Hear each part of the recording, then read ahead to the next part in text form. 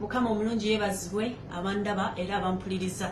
Amanya mpitibwa Pastor Justin Nakyeyune Katende. Nga Katonda ntumye eri omukazi n'omusajja eyava mu nsi ye n'ogenda mu mawanga for a green pasture. Yegwe Katonda gwampadde obubaka okwogera naawe. Wulira Bayibuli eyogera mu Lubereberye Essula ya 12 nti awo Mukama n'agamba Ibulayimu nti va mu nsi ya nnyo ne mu bantu bo ne mu nnyumba ya kitaawo ogende mu nsi gye ndikulaga, nange ndikufuula eggwanga eddene era ndikuwa omukisa n'erinnya lyo ndirifuula kkulu. Njagala okwogera na mukazi gwe musajja gwe abadde mu nsi we wagenda nga tolina kye waafuuse, ng'ebintu bikusobedde, ng'owulira weetamiddwa, ng'owulira amaanyi gakuweddemu, empapula zikulemye okufuna, emirimu giganye, bw'okola okolera mu negatives.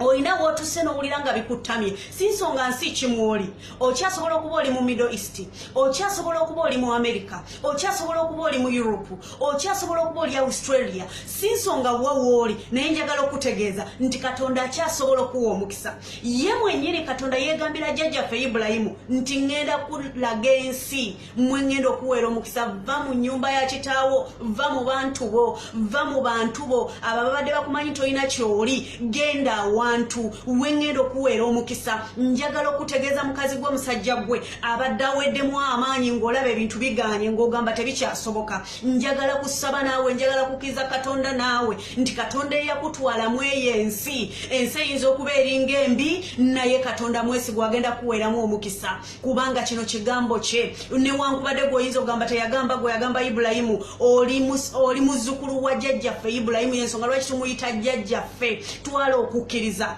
njogerera mu mafuta Katonda ganfuseeko okwogera eri omukazi n'omusajja oyo ali mu mawanga nti Katonda agenda kuwa omukisa. Katukkiriziganye tusabe. Katonda ali mu ggulu agenda kuwulira essaala yange naawe, agenda kukolera, agenda kwanukula. Mpapula ze zibadde zesibye, visa bibadde byakyankalana, mwana wattu emirimu gyakyankalana, promotion yeganye, ebintu bikwe, owulira ozirika.